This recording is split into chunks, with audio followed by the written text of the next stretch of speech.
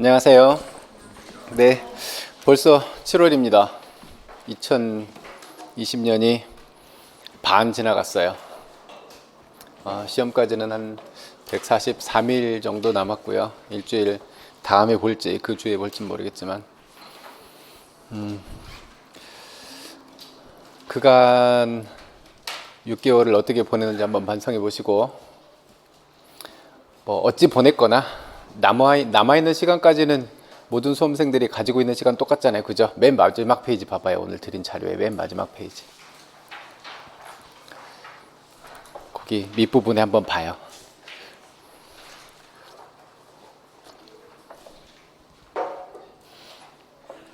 누구에게나 다 똑같이 시간은 주어져 있고, 그 시간 누가 더 알차게 쓰느냐, 부지런히 보내느냐, 그거에 따라서 결과는 달라지겠지요. 잔소리처럼 말씀드리지만 이제 지나간 기간까지는 뭐 그렇다 쳐요. 어떻게 보냈든 그렇다 칩시다. 앞으로 남아있는 기간을 이제 선생님들이 얼마나 더 꼼꼼하게 잘 보내시느냐가 정말 중요한 기간이고, 제가 생각했을 때 1년 중에 요 7, 8월이 가장 중요한 것 같아요.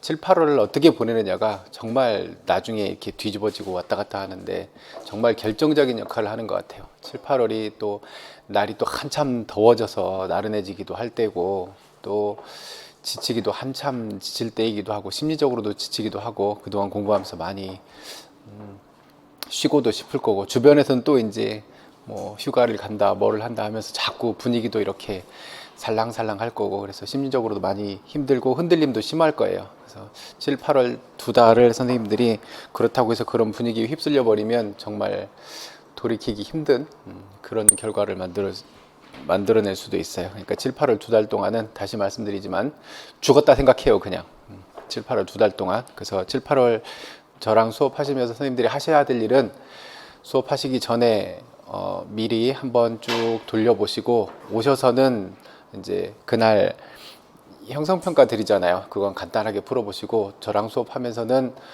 선생님들이 지금 얼마만큼 입력이 되어 있는지, 또 지금 입력 안 된 부분이 어느 부분인지, 이런 부분들에 대한 체크를 하셔야 돼요. 그래서 수업 시간에 나눠드린 자료에 내가 이건 입력했구나, 이건 입력 못했구나, 이런 부분들을 좀 체크를 하시고, 또 하시다 보면 내용이 많지는 않지만 조금씩 추가되는 내용들이 있을 거예요. 간단하게 이런 내용들도 서브노트에 추가해서 이렇게 정리를 해두시고, 마찬가지 수업은 수업대로 하셔야 되고, 선생님들 서브노트는 서브노트대로 계속 돌아가고 있어야 돼요. 그래서 7, 8월 두 달 동안에 선생님들이 기본적으로 암기해야 되는 부분들 있잖아요. 그쵸? 이렇게 툭 건드리면 암기로 나와야 하는 이런 부분들은 다 해결이 돼야 돼요.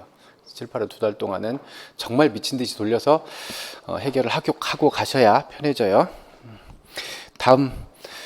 다음이래. 지난번에 보셨던 6월 형성평가 결과가 이렇게 나왔어요. 60문제 중에 평균이 52.71이고 표준 편차가 3.32.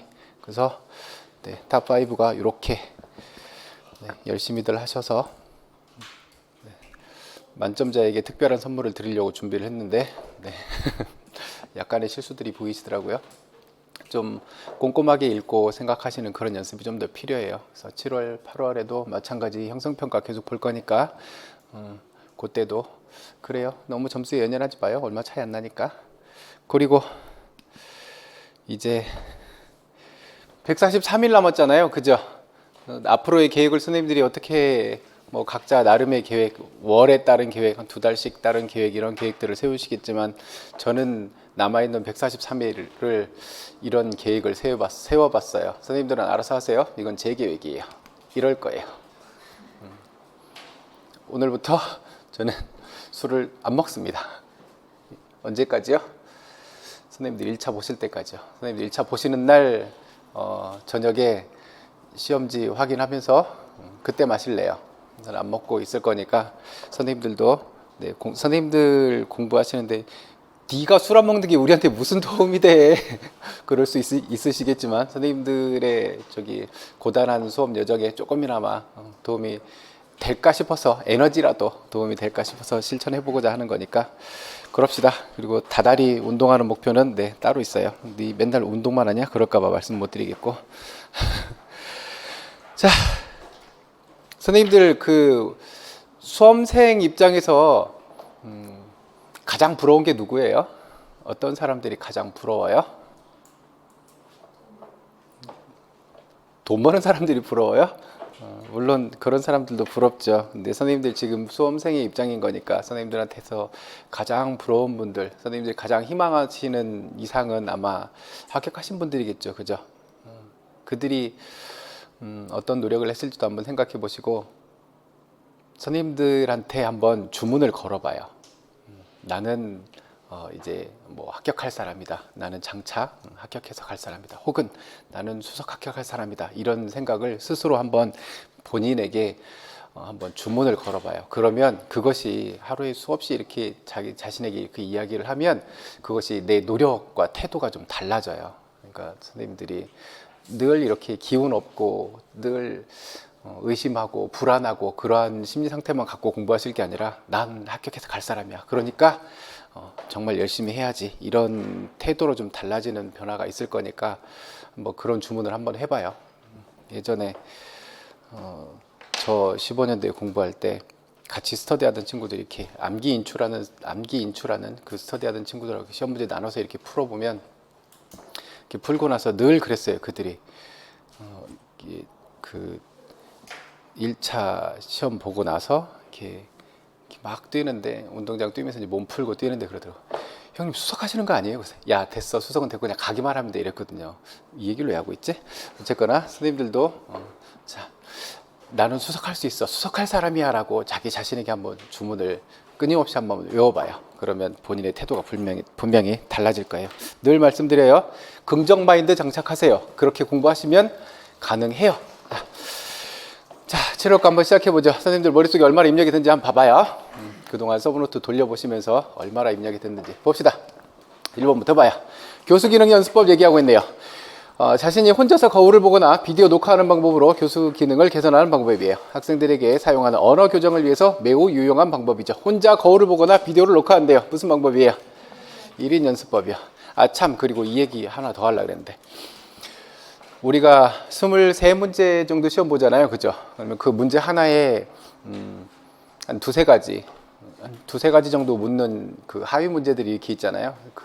그렇게 문항수를 이렇게 집어넣어 보면 우리가 하루에 4시간씩 수업하잖아요. 그죠?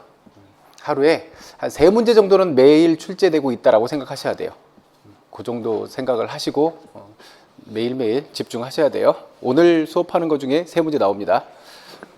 봅시다. 두 번째 거. 소집단의 동료들로 모의 수업 장면을 만들어서 교수 기능을 연습하는 거예요. 여기에서 동료들은요. 교수 기능 연습하고 있는 동료들이겠죠. 발문, 피드백, 시범, 매체 활용 등과 같은 몇 가지 교수 기능에만 초점을 맞추고 있어요. 소집단의 동료들로 모의 수업 장면을 만든대요. 예는요. 네, 동료 교수법이요. 그 다음 세 번째, 제한된 범주 내에서 한 가지 구체적인 내용으로 소수의 학생으로 대상으로 연습해요. 소수의 실제 학생들을 데리고 연습해요. 제한된 범주 내에서 한 가지 구체적인 내용으로요. 실제 학생을 활용함으로 현장 접근성이 용이해요. 학생들도 줄어들어 있고 저기 우리가 연습할 수 있는 범주도 줄어들어 있어요. 얘는요, 마이크로 티칭이요. 네 번째, 학생들을 6에서 8명으로 구성된 몇 개의 소집단으로 나눈 다음 각 집단에서 한 명의 교사를 선택하고 학습자가 사전에 경험하지 않은 내용으로 가르칠 내용이 교사에게 주어지면 학생들은 소집단으로 분리된 다음에 선정된 교사가 자기 집단에 속한 동료 학생들을 가르치고 종료되면 학생들은 과제의 학습 정도에 관한 평가를 받아요. 전체 학생이 다시 모여서 각 집단의 학습 결과를 논의하고 그들을 가르친 교사의 교수법에 대해서 서로 의견을 교환하죠. 반성적 토의를 통해서 교수에 관한 이해력과 통찰력이 성장하게 돼요. 이 모습이 마치 뭐와 같다 그랬어요? 네, 선생님들 공부하고 계시는 임용 강사 선택해서 선생님들 준비하고 시험 보고 난 다음에 어떻게 해요? 한마음 카페에서 누가 얘기한 게 나왔냐, 누가 적중률이 좋았냐 이런 얘기 나누잖아요. 모습이 꼭 똑같죠? 선생님들 시험 준비하는 거. 이게 무슨 방법이에요? 반성적 교수요. 그 다음에 학생 수를 보통 5에서 10명으로 줄여요. 그래서 1, 20분간 단위의 수업을 소집단 학생에게 가르쳐요. 수업 내용과 관련된 교수 기능을 연습하는데 유용해요. 수업 운영과 관련된 기능에는 별로 도움이 안 돼요. 왜냐하면 수업 운영은요, 학생들을 조편성하고 이동시키고 하는데 시간이 얼마나 되는지 체크해 봐야 되는데 학생 수가 어때요? 5에서 10명으로 줄어들었어요. 그러니까 수업 운영과 관련된 것은 좀 보기 어렵죠. 이가 어떤 방법이에요? 학생들이 소수죠. 네, 현장에서의 소집단 교수. 여기하고 마이크로 티칭하고 차이점을 얘기해 보라면 차이점을 가지고 한번 생각해 봐요. 마이크로 티칭은 학생 수도 줄었고 여기에 얘네들도 지금 어때요? 학생들에게 가르치고 있는 방법인 거고 저기서도 학생들에게 여기 실제 학생들을 소수로 한다는 점은 똑같죠. 근데 이제 뭐가 달라요? 마이크로 티칭은 어디에 초점이 있어야 돼요? 뭐 제한된 범주 내에서 한 가지 초점을 맞춰서 이렇게 한다라고 하는 거. 여기는요. 제일 중요한 특징이 이해하겠죠. 수업 내용과 관련된 교수 기능 연습하는 것. 운영과 관련된 게 아니라 내용 지도와 관련된 것.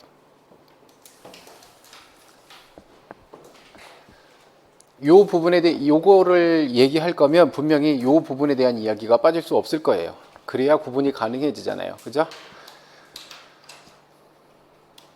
수업 운영과 관련된 기능에는 적절하지 못해요. 숫자를 줄여버렸기 때문에요. 이제 반대로 해요. 전체 학생을 대상으로 해요. 그래서 5에서 10분 정도 제한된 시간에 연습을 하고 수업 운영이나 조직과 관련된 기능을 연습해요. 얘가 현장에서 대집단 단시간 교수. 그 특징들을 명확하게 줘놓고 물어볼 거니까 선생님들은 특징만 잘 잡고 계시면 될 거예요. 선생님들 공부하실 때 제일 요 부분에서 교수기능 연습법 할 때 제일 헷갈렸던 게 그거였죠. 마이크로 티칭하고 현장에서의 소집단 단시간 교수하고 요 부분에서 좀 헷갈렸었죠. 여기 소집단 교수 얘기하려면 요 부분에 대한 이야기가 있을 거니까. 그다음 2번 보죠. 교수기능 발달 단계예요. 청킹, 초, 다, 동, 교, 자. 새로운 상호작용을 배우는 과정에서 겪게 되는 어려움이에요. 이제 우리가 가서 수업을 할 때는 어때요? 아이들과 대화하는 것, 내가 경어를 써야 할지 평어를 써야 할지 이런 부분에 대한 것들도 또 학생들과 어떻게 대화를 주고받아야 되는지 이런 부분에서도 벌써 어려움이 느껴지는 단계죠. 얘가요. 초기 곤란 단계예요. 실제에 몇 번 됐어요. 초기 곤란 단계의 모습이요. 초기 곤란 단계의 특징을 이야기하면 어떻겠어요?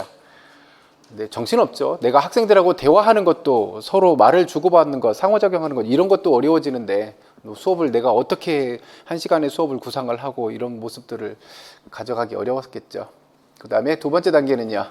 다양한 기능 학습 단계. 이제 상호작용 기능을 습득하게 돼요. 학생들하고 대화하고 이런 상호작용 하는데 큰 어려움이 없어지죠. 세 번째는요.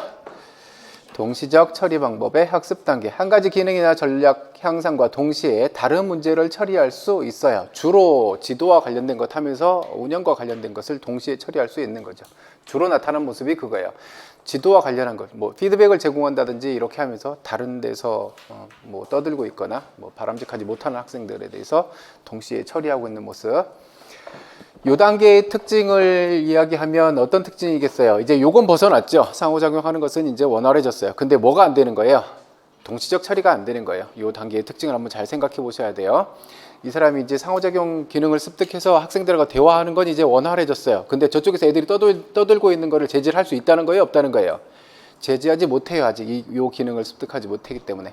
동시적 처리 방법을 학습하게 되면 어때요? 이제 여기에서 이 아이와 상호작용하면서 저쪽에서 떠들고 있는 아이까지도 제지할 수 있게 되죠. 그 다음 네 번째 단계는요. 적시적 피드백 제공이 가능해지는 단계예요. 적절한 교수 기능의 적절한 이용 단계.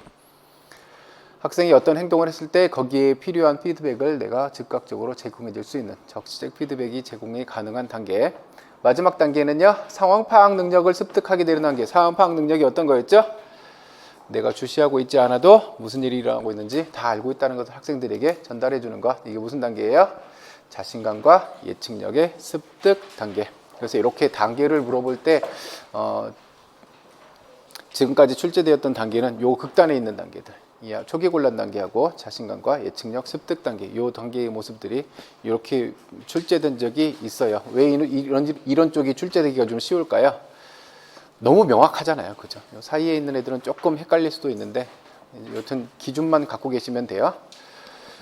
다음 3번 보죠. 교수 기능 발달에 도움을 얻을 수 있는 출처. 얘도 교재에 있는 부분이라서 참고로 가져왔는데 봅시다. 교수 기능 발달에 도움을 얻을 수 있는 선생님들이 가셔서 아이들을 지도하고 가르칠 때 아까 그 단계에 이렇게 선생님들이 좀 익숙해지려면 이런 노력을 좀 해야 되겠죠. 체계적인 연구 기법을 적용해서 선생님들이 뭐 서적을 참고한다든지 지금 공부한 것을 가서 활용하신다든지 그래야 될 거고요.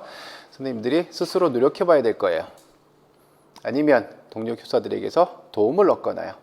현직 교사들의 수업을 참관하거나 이런 방법을 통해서 선생님들의 교수 기능이 발달시킬 수 있을 거예요. 선생님들의 대부분의 교수 기능 발달 단계는 아마도 어느 단계에 있을까요? 네, 대부분 초기 혼란 단계에 있으실 거예요. 그래서 1차 끝나고 2차 우리 수업 지도안 연습할 때 보시면 대부분의 선생님들이 어때요? 이렇게 그 장면 자체가 너무 어색한 거예요. 내가 여기 서서 이 사람들한테 뭔가를 얘기하고 가르치고 수업을 이끌어 간다는 것 자체가 너무 어색한 거예요. 그래서 제가 이렇게 앉아서 보면 벌써 너무 어색해 하고 있어요. 말을 어떻게 꺼내야 될지도 모르겠고 시선을 어디에 둬야 될지도 모르겠고 되게 너무너무 어색해 해요. 근데 마인드 컨트롤이라 그랬죠. 선생님들이 마인드 컨트롤을 하셔야 돼. 내가 지금 하고 있는 게 가장 좋은 방법. 왜? 누구한테? 나한테 가장 잘 맞는 건 내가 편하게 할 수 있는 수업이 내가 가장 잘 할 수 있는 방법이죠. 저 사람은 저렇게 잘하는데 나는 어떡하지? 이런 생각 하실 필요가 없다고요. 물론 장학사들 경력이 몇십 년씩 되신 분들이 오셔서 나를 지금 평가하고 있지만 나한테 가장 잘 어울리는 것은 내가 자신 있게 할 수 있는 모습이 가장 중요하죠. 그래서 선생님들이 그 지도안 작성하고 수업 실현하시는 것을 선생님들이 연습을 많이 해보셔야 돼요. 많이 해보시면 익숙해져요. 근데 쉽지 않죠. 왜냐하면 너무 내가 생각해도 이렇게 손발이 오글거릴 것 같고 그래서 그 자리에 서서 내가 이런 경험을 해본다는 것 자체가 너무 어려운 일이에요. 그래서 교생실에서 갔을 때 수업 한두 번씩 해보시죠.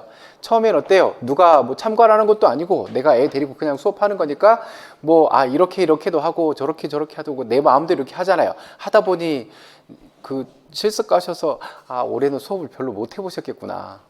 되게 아프네. 예전에 하셨던 선생님들 어때요? 가셔서 그래도 수업 몇 번은 해보셨죠? 담당하시는 선생님이 가서 한번 저번 가서 수업해봐 이렇게 몇 번 주잖아요. 이렇게 가면 이제 내가 시간 관리를 또 어떻게 해야 될지 이제 실컷 이렇게 연습해서 준비를 하잖아요. 그때는 뭐 기껏해야 나 담당하시는 선생님이 참관하시거나 아니면 이분이 바쁜 일이 있어서 뭐 공문 처리하고 계시거나 나 혼자 수업하거나 이래서 그때는 별로 부담이 없죠. 그래서 그럴 때는 애들하고 대화하고 이런 게 좀 편해지잖아요. 근데 앞에 지금 나를 평가하는 분이 세 분이 앉아 있어. 내가 가정하고 이렇게 수업을 해. 얘가 얼마나 어색하겠냐고요. 그래서 선생님들이 하셔야 될 게 많이 해보셔야 돼요.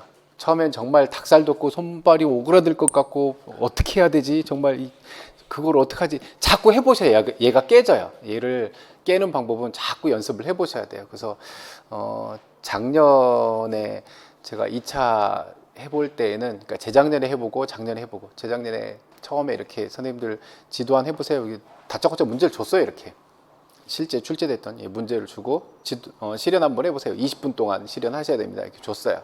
그래서 예전의 실현과 지금 실현이 다르다 그랬죠. 예전의 실현은 수업 시작부터 끝까지 다 해가야 되는데 지금은 비어있는 부분만 수험생이 기입해야 되는 요 부분만 실현해야 되죠. 그 부분만 실현하고 한 장면 넘기고 다음 장면 하고 한 장면 넘기고 이렇게 가야 된단 말이에요. 근데 훨씬 줄어들었잖아요. 분량은 줄어들었고 시간은 늘었어요. 그래서 선생님들이 그 장면에서 소화시켜야 할 시간이 꽤 길어요. 그냥 평균만 보더라도 한 장면에서 5분 동안 얘기를 해야 되잖아요. 생각해봐요. 선생님들이 동기유발 해라. 동기유발 갖고 5분 동안 얘기해야 돼요. 동기유발 하나로. 자, 오늘 예를 들어 뭐 축구 단어를 배운다고 할까요? 오늘 축구 단어를 배워야 돼요. 그러면 애들한테 동기유발 해야 되잖아요. 오늘 배워야 되는 게 드리블이 됐든 패스가 됐든 이런 부분에 대해서 동기유발 해줘야 되겠죠. 그러면 선생님들 머릿속에서 가장 쉽게 나올 수 있는 장면 하나 떠올려서 이렇게 할 수 있죠. 뭐 저기 EPL 거기에서 하고 있는 그 선수들의 뭐 화려한 드리블이라든지 뭐 이런 장면들 보여주고 이런 동기유발을 하는 거 있겠죠. 그게 몇 초나 걸리겠어요. 그거 보여주고 선생님들이 몇 마디 하던 거 몇 초나 걸리겠어요. 이제 실제로 실현할 때 영상이 쭉 예를 들어 선생님들이 한 1분짜리 영상을 가져왔어요. 자, 우리 1분 동안 영상을 볼까? 저분들이 있는데 1분 동안 기다리고 있을 건 아니잖아요. 3초 이상 말이 없으면 방송사고인데 계속 해야 되죠. 일본 봤다라고 가정하고 가는 거니까. 그럼 동기후발에서 기껏해야 얼마나 가요? 기껏해야 1, 2분이란 말이에요. 그럼 나머지는 이제 5분 동안 해야 될 게 이제 7, 8분이 되는 거죠. 그래서 선생님들이 그 해당 종목을 가르치는 방법들, 이 종목에서는 이런 기능들을 가르칠 때 이렇게 가르쳐야 되는구나, 이런 내용들을 가르쳐야 되는구나, 이런 것들에 대해서 좀 익숙해지셔야 돼요. 그래서 지도안을 지난달에 이렇게 드렸었고, 요번 달에는 뭐 드릴 거냐면 문제를 드릴 거예요. 지도안에 이제 실제 문제와 유사한 문제를 이렇게 드릴 거고, 선생님들이 그거 보시면서 그냥 구상만 해봐요. 이렇게 가볍게. 지금은 그거 하느라고 선생님들이 몇 시간씩 시간 보내시고 이럴 기회는 없으니까 그냥 구상만 해보세요. 아, 이렇게 하면 되지 않을까? 이렇게 하면 되지 않을까? 뭐 그런 정도 간단하게 구상하시고, 심심할 때 저한테 톡을 보내세요. 이거 어떻게 해야 될까요? 이렇게 하면 될까요? 이렇게 그냥 쉴 때 그거 하시고, 1차 끝나고 나면 이제 그때는 선생님들이 최대한 많이 연습을 좀 해보셔야 돼요. 그래서 그때 가서는 그렇게 해보시고, 그 작년까지 해봤더니 모든 분들이 그래도 작년엔 좀 나았어요. 20분이잖아요. 실현해보세요. 7분 다 했습니다. 더 할 말이 없다는 거예요. 그럴 수밖에 없어요. 왜냐하면 저도 만약에 아직 발령받기 이전에 그때 그 수준에서 이렇게 수업을 해보라고 하면 안 보여요. 안 보여. 내가 이런 이야기들을 이렇게 집어넣고 이렇게 시간을 끌어가면 이렇게 시간을 내가 줄이고 늘리고 할 수 있겠지, 이런 것들이 안 보여요. 저야 10년 동안 애들하고 놀고 이랬으니까, 놀고 그랬죠. 이렇게 해봤으니까, 이런 분량의 내용을 요 정도 설명을 하면서 이렇게 가면 어느 정도의 시간이 이렇게 맞겠구나, 이런 것들이 이렇게 감이 오는데, 선생님들 경험이 없어서 당연한 거예요. 그래서 최대한 선생님들이 좀 많은 연습을 하셔야 되고, 지금 미리 말씀드리자면 실현할 때 가장 중요한 게 뭘까요? 선생님들이 실현하실 때 자신감이 제일 중요해요. 지금 저분들이 지금 면접 보러 왔어요. 2차 면접 보러 왔어. 지금 우리 아이들에게 우리 아이들의 체육 수업을 어떤 선생님한테 맡길지를 지금 평가하러 왔단 말이에요. 근데 어떤 분은 이제 당장 다다음 달이면 학교에 가서 투입해서 현장에 가서 애들하고 수업을 해야 되는데, 내가 뭘 가르쳐야 될지도 모르고 어디를 봐야 될지도 모르고 말도 버벅거리고 있고 목소리 너무 자꾸 자신 없는 모습만 보여줘. 그런 선생님한테 애들을 맡기고 싶을까요?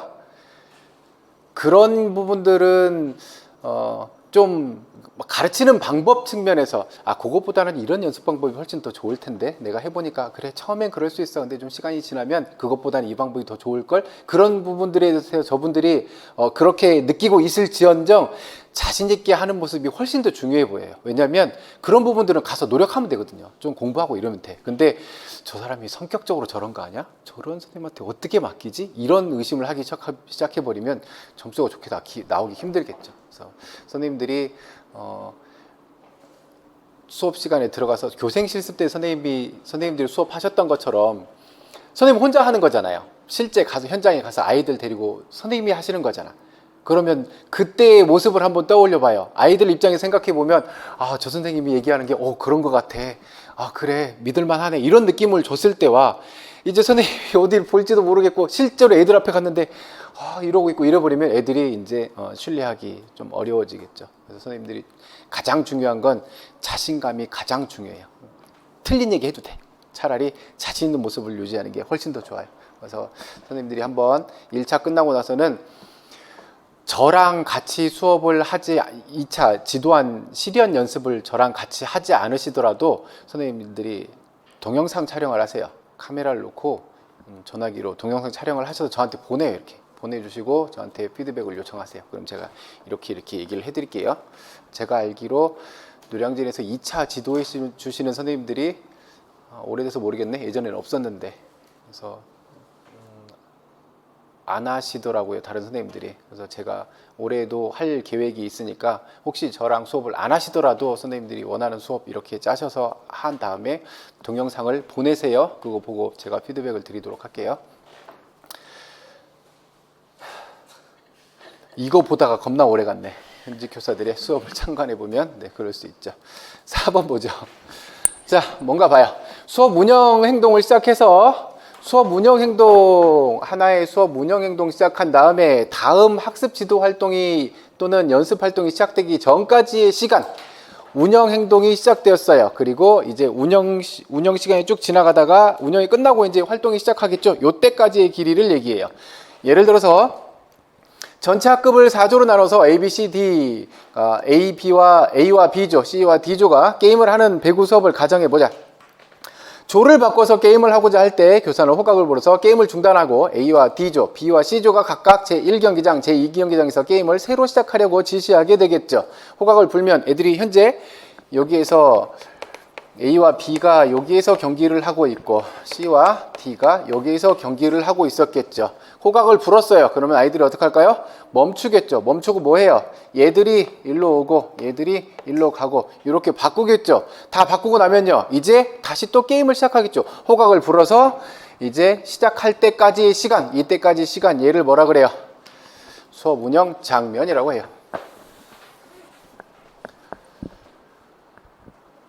수업 운영 장면의 길이는 어때야 돼요? 네, 최소화되어야 돼요.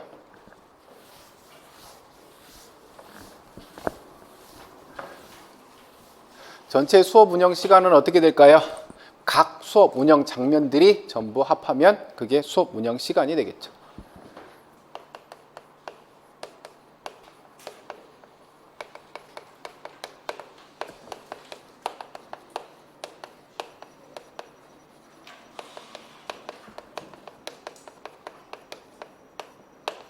이거 다 합하면 걔가 수업 운영 시간이 되겠죠.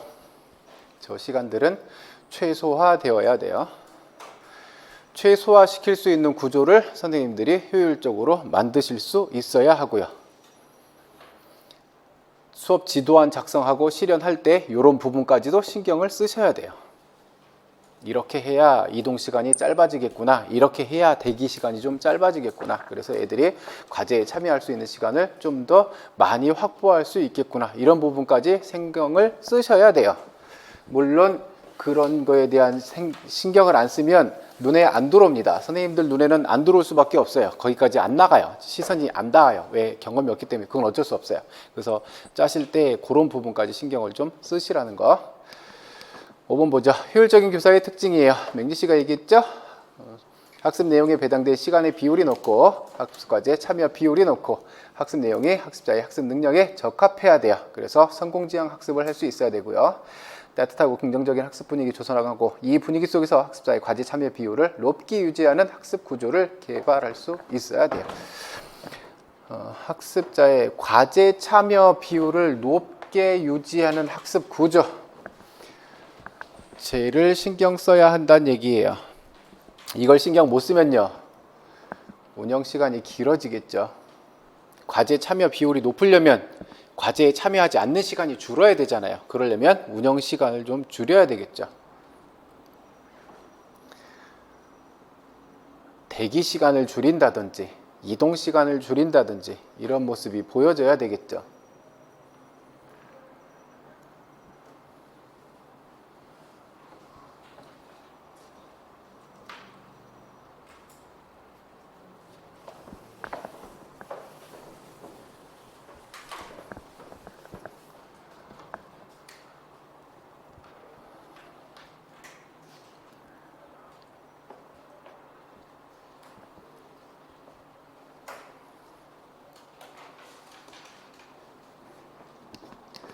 6번 봐요. 효율적인 교수 전략, 학업 성취와 관련된 5가지 변인. 로젠샤인과 프로스트가 얘기했죠. 명확한, 이거 청킹이 어떻게 돼요? 명교수 간의 명확한 과제 제시, 교사의 열의, 수업 활동의 다양화, 과제의 지향적이고 능률적인 교수 행동, 수업 내용. 명교수 관의로 청킹 잡고 계십니다.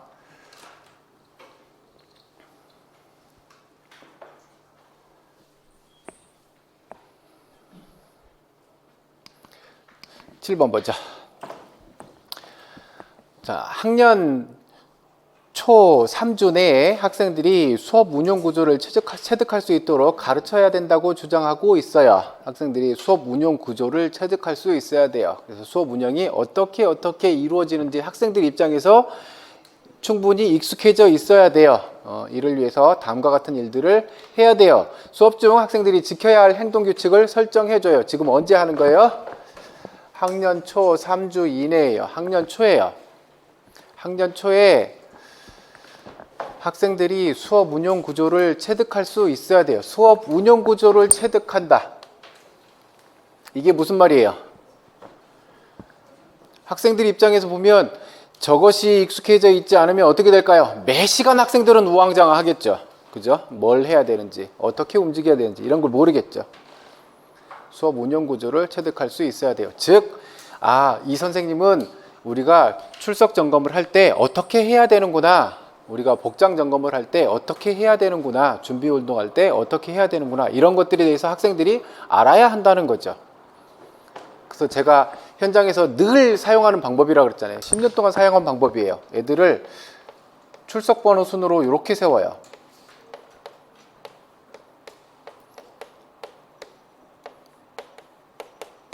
이렇게요. 번호대로 4명씩 이렇게 세워요. 이렇게 서 있으면 여러분들의 위치를 확인하고 내가 출석 점검을 얼른 끝낼 수 있어요라고 이야기를 하죠. 한 번도 안 거르고 매번 그랬어요. 매번. 이거를 학년 초에 얘기를 해요. 그리고 나서 혼나는 놈이 꼭 나와요. 꼭 혼나요. 한 번도 안 혼나고 넘어간 해가 없어요. 7번이 안 왔어요. 8번이 일로 옵니다. 일로 와요, 여기. 그래서 그럼 제가 이거 보고 확인 안 할 수가 없잖아요. 이렇게 보고 8번 안 왔네? 그럼 얘가 손을 들어요. 제가 8번인데요. 그럼 저한테 욕을 먹죠. 야, 이 새끼야.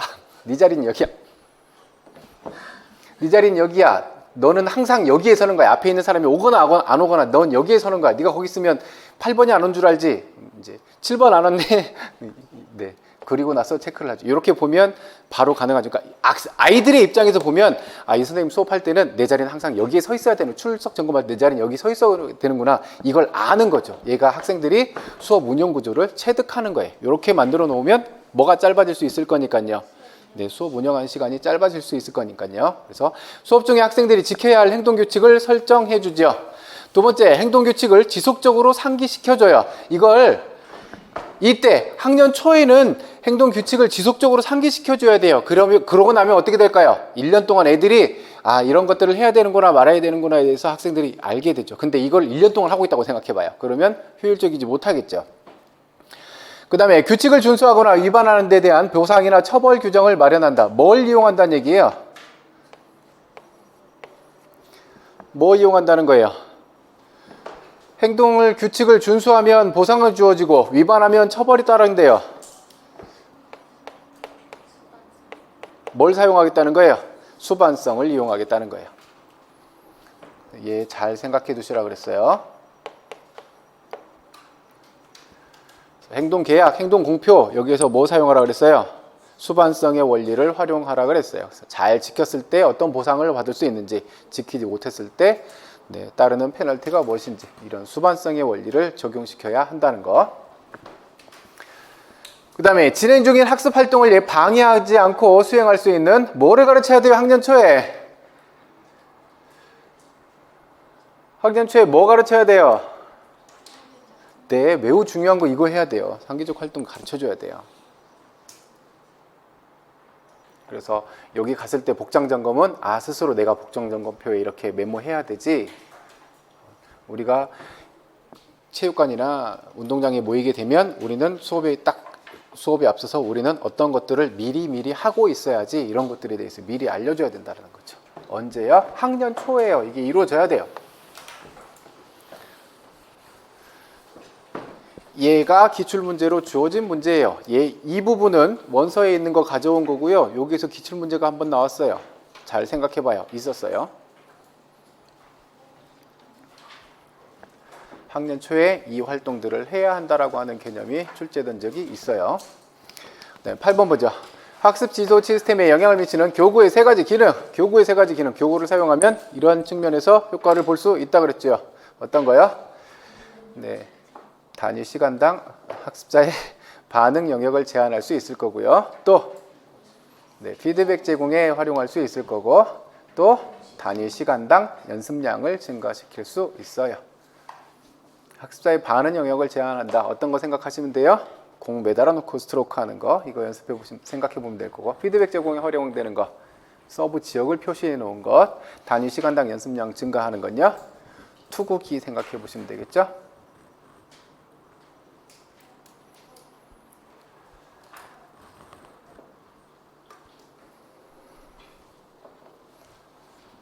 그래서 그렇게 물어볼 수도 있어요. 뭐 서비스 지역을 표시해 놔서 내가 서비스한 지역에서 얼마나만큼 벗어나는지 이런 거에 대해 이런 것들 확인해 볼 수 있으면요.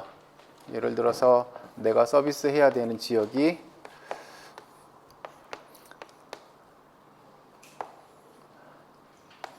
여기서 서비스를 넣을 건데, 자, 이 지역을 이렇게 표시해 놓고 여기에 들어간 뭐 5점, 4점, 3점, 2점, 1점 이렇게 했다고 쳐요. 이렇게 여기 서비스를 넣을 수 있는 이 지역에 대한 표시해 놓고 여기에 몇 번의 서브를 시도했어요. 한 20번의 서브를 시도했어요. 그래서 얘한테 어디에 이렇게 떨어졌다라고 표시를 해줘요.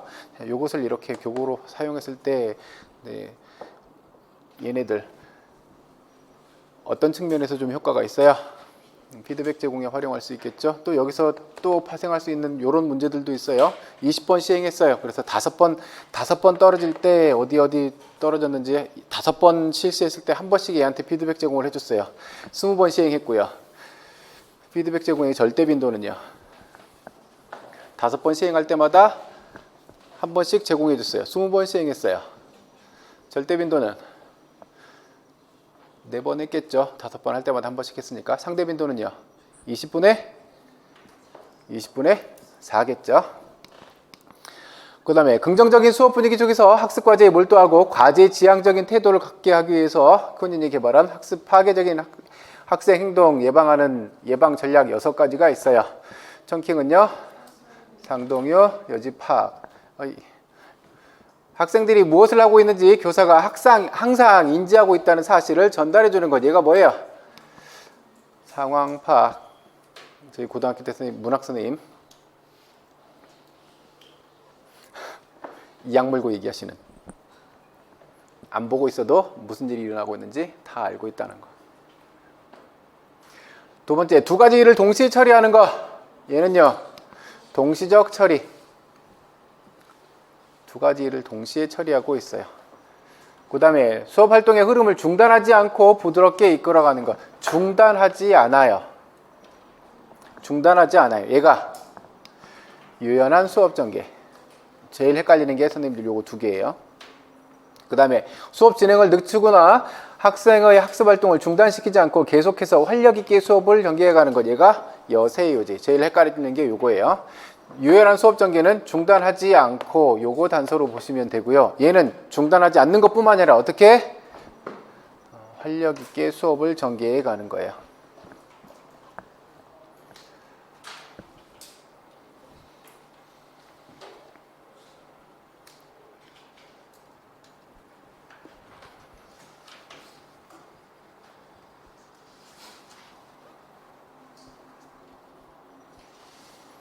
그래서 이거 물어볼 때 대부분 이게 되게 헷갈리잖아요. 이런 부분에서는 아직 출제는 안 되고 있어요. 근데 만약에 출제된다라고 하면 되게 애매해질 거예요. 어떤 사람은 일로 갈 거고 어떤 사람은 일로 갈 거고. 선생님들이 기준만 딱 갖고 있어요. 아, 끊기지 않음을 이야기하고 있네? 그러면 여기로 가면 돼요. 끊기지 않는 것 플러스 뭐까지요? 끊기지 않는 것 플러스 활력 있게 수업이 이루어지고 있는 것. 이 부분만 구분하고 계시면 돼요. 모든 학생들을 과제에 몰두하도록 하는 거. 자, 지금부터 연습 시작! 집단 경각. 과제 수행에 대한 책임감을 부여하는 것. 이거는요, 학생의 충분성. 지금부터 몇 분 동안 연습하세요. 혹은 몇 회 성공할 수 있을 때까지 하세요. 이렇게 학생에게 과제에 대한 책임을 주는 거죠. 이런 부분에서 나오는 건 땡큐예요. 그 다음에 직접 지도 모형을 사용하면서 고려해야 할 4가지 중요한 변인들이에요. 학생들을 직접 지도 모형 활용할 때 이건 뭐 굳이 이렇게 하나씩 외우고 이럴 문제는 아닌 것 같아요. 학생의 발달 상태가 어떤지, 또 학습자의 적성이 어떤지, 사회 경제적 상태가 어떤지, 그 다음에 요 내용이 어떤 내용인지 이런 것들을 고려해서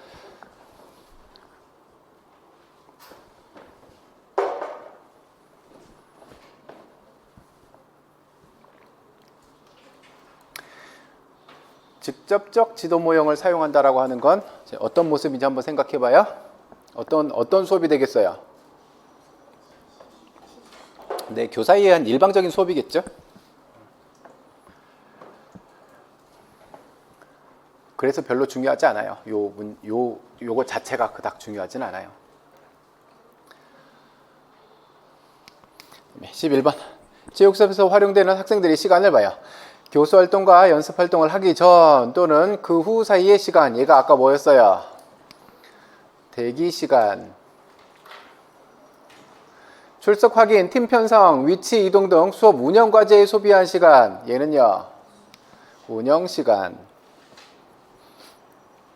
이 개념들은 별로 안 중요해요. 여기서는 어떻게 해야 하는지가 더 중요해요. 수업 조직에 관한 정보나 규칙, 안전에 대한 설명을 듣는데 소비하는 시간. 얘가 여기에 필요한 것들을 얘가 수용하는 시간이에요. 정보 수용 시간. 준비운동, 기술연습, 게임, 체력훈련, 정리운동 등 학습 과제에 참여하는 시간. 이건 운동 참여 시간.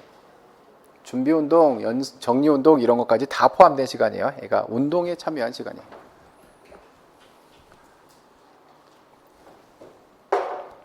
여기보다 더 중요한 건 얘들이죠. 체육에 할당된 시간, 학교 당국이 체육활동에 할애한 시간. 중학교에서는 몇 분요? 45분. 고등학교에는 50분 기준이고, 이거 변경시킬 수 있어요, 없어요? 있어요.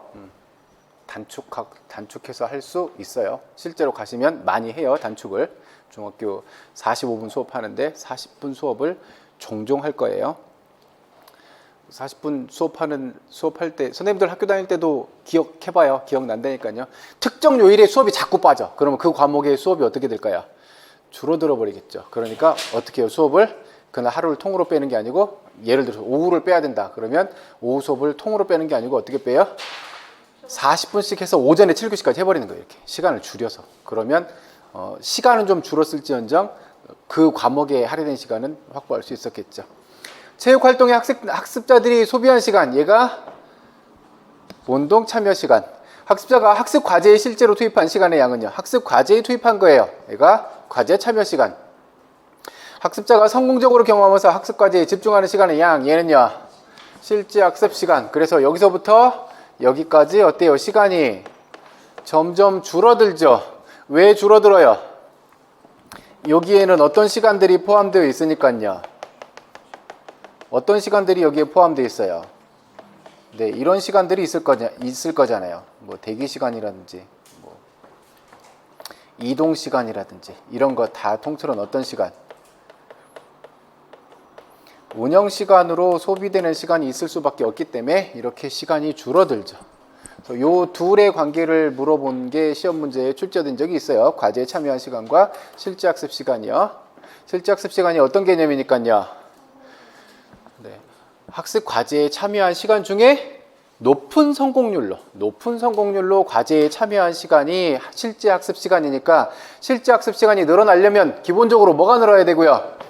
과제에 참여한 시간이 늘어나야 할 거고, 과제에 참여한 시간 중에 학생들이 높은 성공률을 보여야 할 거니까 그 과제의 난이도는 어때요? 학생들에게 적절해야 하겠죠.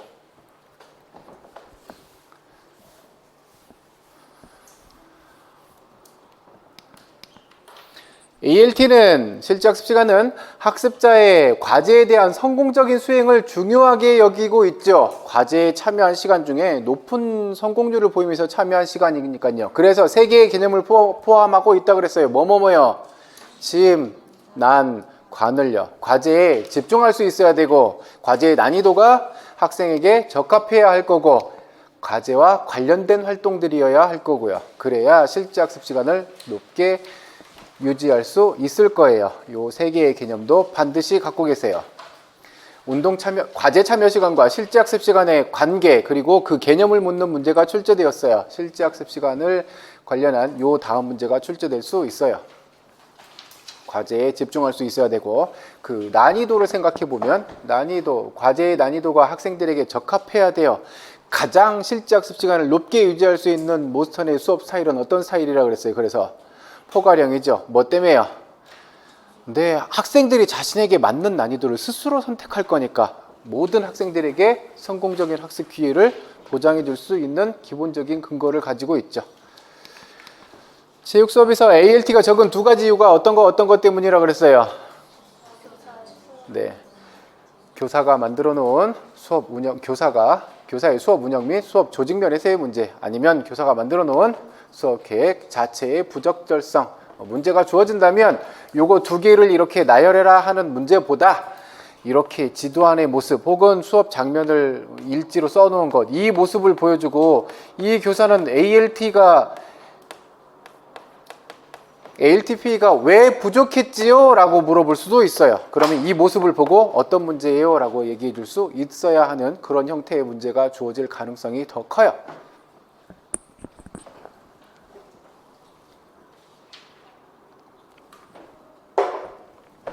애초에 지도안을 봤더니 지도안 자체가 실제 학습 시간을 높게 유지할 수 없는 구조로 만들어졌어요. 즉 애들한테 너무 높은 수준의 과제를 요구해요. 난이도가 애들하고 너무 동떨어져 너무 어려운 난이도예요. 그러면 어떤 문제를 찾으시면 돼요?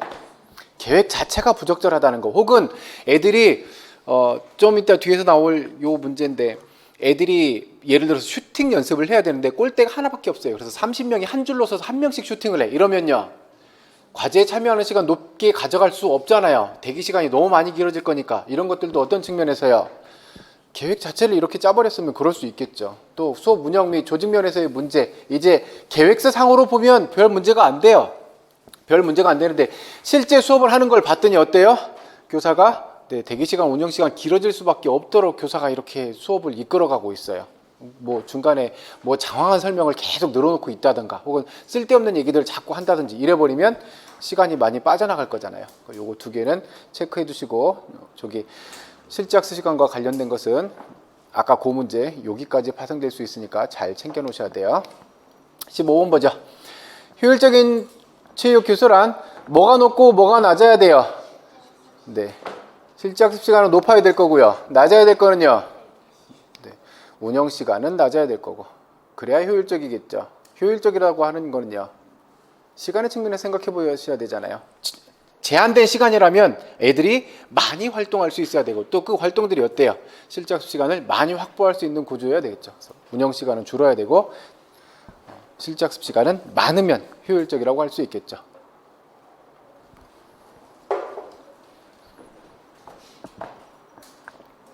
그래서 선생님들이 수업을 이끌어가는 것, 과제를 구상하고 제시하고 아이들에게 과제를 발달시키고, 이런 측면은 두 가지 측면에서 늘 생각해 보셔야 돼요. 어떤 거요? 그리고요, 효과성과 효율성요. 수업과 관련해서는 효과성과 효율성의 문제를 늘 체크해 두셔야 돼요.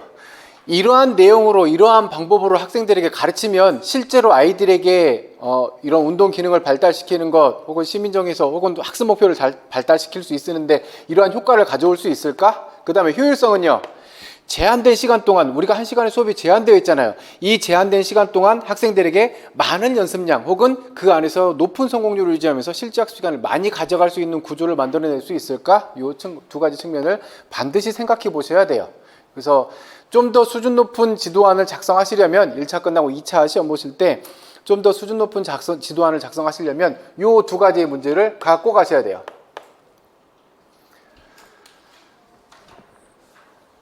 장담하건대 선생님들끼리 그 2차 시험 준비하실 때 지도안 실연 스터디 하시잖아요. 그쵸? 지도안 실연 스터디 할 때 내가 실연을 하고 저분들은 피드백을 주고, 이 장면을 가지고 계속 선생님들이 피드백을 주실 거잖아요.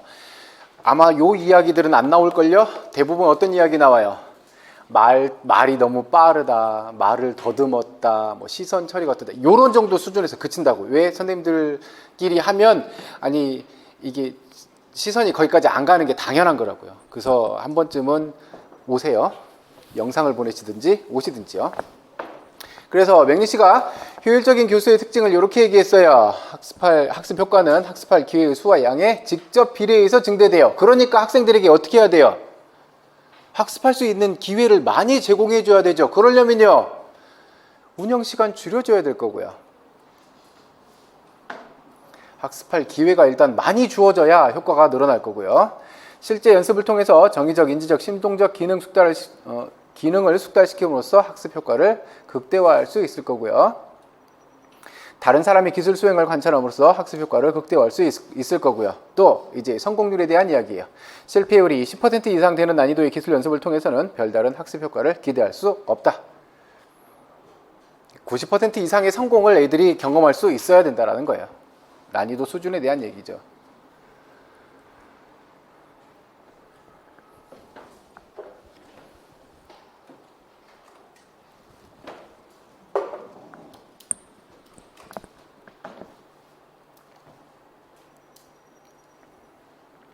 잘 체크해놔요. 얘 어떻게 창의적으로 문제를 만들어 놓을지 몰라요. 답의 근거는 이분이 이야기하신 걸로 근거가 되어야 할 거니까 이 부분에 대한 생각을 해두셔야 돼요. 다른 간단한 내용들 있잖아요. 그냥 암기로 해결해야 되는 것들 있죠. 그런 것들이 다 해결되고 나면요, 얘네들이 좀 더 쉽게 다가와요. 문장을 통으로 글씨를 외우려고 하지 마요. 얘네들을 생각해봐요. 이게 무슨 말인지 이렇게 생각해 보시면 훨씬 쉽게 들어와요.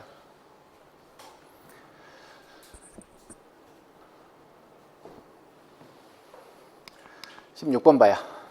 체육 수업의 과제 체계를 이야기하고 있어요. 세 가지 과제 체계가 있고 세 가지 중요한 과제 체계들로 구성되어 있고, 이런 세 가지 과제 체계들이 상호작용하면서 체육 수업 생태를 형성하게 돼요. 지든탑이 얘기했죠. 어떤 과제 체계요? 5년 과제, 그 다음에 학습 지도와 관련된 과제, 그 다음에 사회적 행동 과제. 5년 과제 체계는 어떤 거예요? 과제.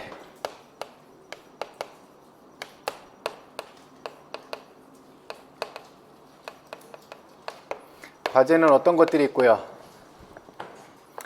수업 운영과 관련된 것, 또 지도와 관련된 것, 또 사회적 행동과 관련된 것, 이러한 과제들로 구성되어 있잖아요. 과제 체계는요, 시스템이란 얘기잖아요. 과제들이 운영 과제도 있을 거고, 지도 과제도 있을 거고, 사회적 행동 과제도 있을 거고, 한 수업 안에 이루어지는 운영 과제도 이렇게 산재해 있을 거고, 지도 과제도 이렇게 산재되어 있을 거고, 사회적 행동 과제도 이렇게 산재되어 있을 거잖아요. 이네들이 뭐예요? 이네들이 시스템이에요. 이네들이 과제 체계예요.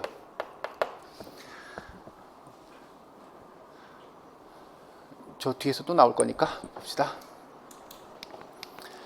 그래서 교사와 학생이 함께 수업 활동에 참여하는 데 필요한 조직적 및 행동적 측면들과 관련된 과제예요. 배구 시합에 필요한 6명으로 팀을 구성해라. 운영하고 있어요? 지도하고 있어요? 운영하고 있죠. 그러니까 수업 운영 과제예요. 얘는 출제된 적이 있는 부분이에요. 그 다음에 학생들이 학습 내용에 참여하는 거예요. 두 사람이 2m 떨어진 거리에서 언더핸드 패스로 공을 주고받아라. 이건요, 학습 지도 과제.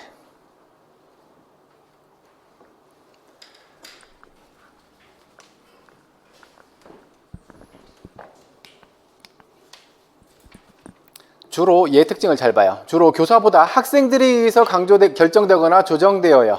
학생들에 의해서요. 그래서 다른 두 과제와 성격이 다른 것으로 학생들이 체육 수업에서 의도하는 사회적 상호작용과 관계에 있어요. 친구와 함께 즐겁게 참여하는 것, 또 수업에 지장을 주는 행동에 이르기까지 다양해요. 얘는요, 사회적 행동 과제. 얘 특징을 잘 봐요. 주로 교사에 의해서 시작되는 게 아니고 누가요? 학생들에 의해서요. 어느 것이 좋다 나쁘다라고 이야기할 수 있는 그런 차원의 문제는 아니에요. 이런 과제 체계들로 구성되어 있고, 체육 수업이라는 게 이런 과제 체계들로 이렇게 구성되어 있고, 어느 것 하나가 좋고 나쁘다의 개념이 아니라 지도와 관련된 것, 운영과 관련된 것, 그 다음에 사회적 행동 과제. 사회적 행동 과제 체계가 수업 지도와 관련된 왠지 좀 별개의 문제인 것 같잖아요. 그죠? 교사와 학생 사이에 뭐 상호작용하는 것, 혹은 인간관계를 맺는 것, 이런 것들이 별개의 문제인 것 같지만, 이게 무너지면 어떻게 될까요? 이게 무너져 버리면요, 얘가 무너져 버리면 나머지 두 개는 자연스럽게 무너져 버립니다. 예를 들어서 교사와 학생들이 교사에게 요구하는 것들이 있잖아요. 그렇죠? 선생님들이 높은 비율의 실제 학습 시간을 확보하기 위해서 애들에게 열심히 달리기를 요구해요. 지금 배우고 있는 단원이 예를 들어서 이어달리기라고 쳐요. 야, 연습을 많이 해야 니네 효과가 좋아지는 거니까 돌려, 쉴 시간이 있어, 계속 돌아. 그럼 애들이 어떻게 될까요?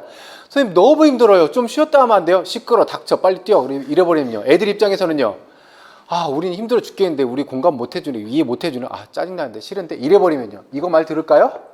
이것도 안 될 거예요. 그래서 이 부분이 뭐 어떻게 좋다 안 좋다의 문제가 아니라 얘가 무너져 버리면 얘네 나머지들도 자연스럽게 무너져 버려요. 그러니까 이런 것들이 사회적 행동과제, 이런 것들이 누구에 의해서 먼저 발생한다고요? 학생들의 요구에 의해서요. 주로 이런 모습이잖아요. 너무 힘들어요, 좀 쉬고 싶어요, 오늘은 이거 하고 싶은데 좀 이거 하면 안 돼요, 이렇게 요구하는 이런 형태로 생겨나게 되죠. 그 다음에 그 목표와 목표 달성을 일련의 활동들로 정의돼요. 뭐가요? 과제가요. 과제 성취를 위한 규정된 패턴이에요. 이런 패턴들 모아진 이 아이들, 얘네는 과제 체계고요. 굳이 이를 구분하는 것은 뭐 크게, 얘는 뭔데, 얘가 시스템이잖아요. 이들이 모아진 것들이죠. 따라서 체육 과제 체계는 대개 체육 수업에서 자주 반복되는 과제들로 구성돼요. 이렇게 반복되는 과제들로 구성된 애들이 과제 체계고.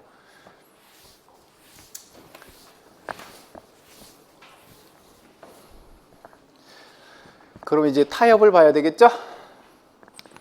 타협에는 두 가지가 있었어요. 어떤 타협과 어떤 타협으로요? 뒤에서 나오다. 과제 내 타협과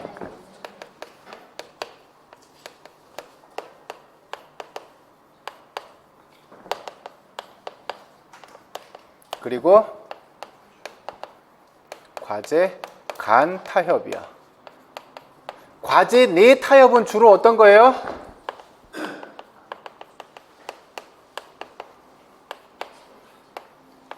학습 과제 내에서. 과제 간 타협은요, 뭐 주로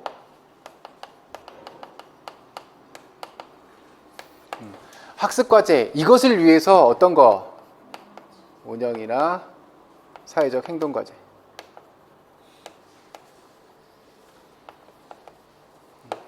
좀 이따 뒤에서 더 자세히 살펴봐요. 지금은 과제 내 타협과 과제 간 타협 두 가지로 보시면 돼요. 그다음에 여기 봐봐요. 운영 과제 체계는, 운영 과제 체계와 학습 과제 체계는 보통 교사의 언어적 기술에 의해서 요구되는 과제로 제시된다. 그러나 학생들에 의해서 전개되는 실천 과제는 원래 그 과제가 어떻게 제시되느냐보다 교사가 학생들의 과제 수행에 어떻게 반응하느냐에 의해서 결정된다. 그래서 실천 과제는 어떻게 돼요? 교사가 이렇게 하세요 라고 말로 이렇게 요구를 하겠죠. 그러면 학생들이 어떤 반응을 보일 거고, 교사는요 그것에 의해서 관찰을 하게 될 거고, 교사의 반응, 요 과정을 거치게 되죠. 이러한 과정을 알렉산더가 뭐라고 얘기했냐면요, 요구했죠, 어떤 자극을 보여줬죠, 그랬더니 반응을 보여요. 그걸 보고 또 그거에 대한 반응이 보여지죠. 얘가 뭐예요? 조건 형성적 과제라고 이야기했어요.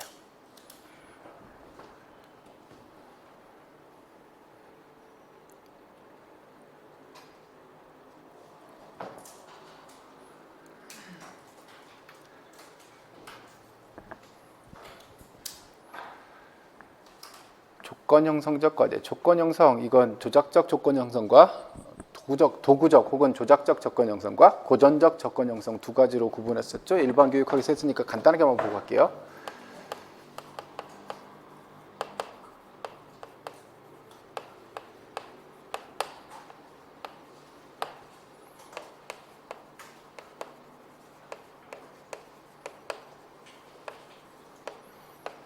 고전적 조건 형성, 이건 어떤 분이요? 파블로브의 멍멍이. 그래서 여기서는 어떻게 돼요? 어떤 자극을 주고 나면 어때요? 그거에 대한 반응이 나타난 거였죠. 이것은요, 네, 스키너 박스 생각나죠? 여기서는요, 어떤 행동 결과를 보고 그거에 대한 반응을 주죠. 그거에 따라서 강화되거나 소거되거나 소멸되거나 할 거고요. 그래서 여기서는 어떻게 돼요? 행동, 즉 반응이 먼저 일어나죠. 그거에 대한 보상이 주어지고 그 행동이 어떻게 돼요? 강화되는 형태죠. 그래서 여기서는 어때요? 자극이 어때요? 외부에서 주어져요? 내부에서 주어져요? 외부에서 주어지잖아요. 종소리를 듣고 맘마가 나와. 그랬더니 침을 흘려. 다음에 종소리, 자극이 지금 어디서 들어와요? 외부에서 들어오잖아요. 그러니까 외부에서 자극이 들어오면 그거에 대한 반응으로 침이 나오는 거죠. 이건요, 우연히 뭔가를 밟았더니 밥이 나왔어. 이건 행동이 먼저 나왔잖아요. 그렇죠? 나의 행동이 내부에서 나오고 그 다음에 그거에 대한 반응이 주어지는 거죠. 그래서 자극의 자극이 외부에서 주어지느냐 내부에서 먼저 주어지느냐 이 부분의 차이가 있었죠. 이건 일반 교육학에서 더 자세히 보세요. 그 다음 22번 봐요. 토신한테는 중등학교 체육 수업의 과제 체계를 분석하는 연구에서 학생이 교사가 깨닫지 못하는 교묘한 방법으로 학습 과제에 참여하지 않는 것을 발견하고 이런 학생들을 뭐라고 불렀어요? 영리한 방관자라고 불렀어요. 이거 한 번쯤은 기입형으로 물어볼 수 있어요. 잘 챙겨놔요. 대부분의 체육교사들은 그를 기능이 우수하고 적극적으로 과제에 참여하는 학생으로 분류해요. 왜냐면요, 얘들이 운영과 관련된 측면에서는 어때요? 운영과제와 관련된 과제에서는 잘 따라요. 운영과제는 매우 잘 따라줘요. 하지만 학습과제와 관련된 것은요, 전혀 그렇지 못하기 때문에 이러한 학생은 운영과제와 관련해서는 적극적으로 참여하지만 학습과제에 관련해서는 전혀 다른 학생으로 행동한다. 이 부분을 잘 체크해놔요. 운영과제와 관련해서는 적극적으로 참여하지만 학습과제와 관련해서는 전혀 다른 학생으로 행동한다. 얘가 답이 주어지는 문제로 주어질 수 있어요. 영리한 방관자라고 하는 걸 물어보거나 그렇지 않으면 얘를 영리한 방관자라고 했어요. 얘를 얘의 특징을 서술해라 이런 식이 될 수 있어요. 특징을 서술하라 그러면 얘가 답이 되어야 할 거고요. 두 개 다 물을 수도 있겠죠. 얘를 뭐라고 했고 또 이 아이의 특징을 서술해라 그러면요. 예를 들어서 얘도 이런 문장으로 안 주어질 거잖아요. 수업 상황을 보여줄 거잖아요. 예를 들어서 농구 레이업 슛 하는 거 혹은 슈팅 연습하는 거 차례로 줄지어서 이렇게 조별로 줄지어서 슈팅 연습하세요. 그래서 얘가 질서 잘 지켜요. 그리고 지 차례가 있을 때 잘 와. 그리고 지 차례가 되면 어떻게 돼요? 쏘는 척하고 다른 애한테 주고 이렇게 가버리는 거죠. 운영과제와 관련해서는요. 새치기도 하지 않고 말 잘 들어요. 여기서는. 하지만 실제로 슈팅을 해야 되는 이거에서는요. 안 해버린다라고 하는 거죠. 경기 상황에서는 어떤 특징이었어요? 경기할 때 주로 이 아이들은 운동 기능이 뛰어난 아이들 그 옆에서 애들이 열심히 달려다녀요. 그러니까 누가 봐도 애는 지금 정말 열심히 게임에 참여하고 있어요. 하지만 지한테 공 오면 어떻게 해요? 얼른 줘버리고 지는 그냥 뛰어만 다니는 거죠. 이러한 특징을 보이는 아이를 보여주고 이분이 뭐라고 했을까요? 라고 하는 걸 물어볼 수 있고 이 아이의 특징을 서술해라 그러면 이렇게 서술해 주시면 될 거예요. 언젠가 한 번은 물어봐요.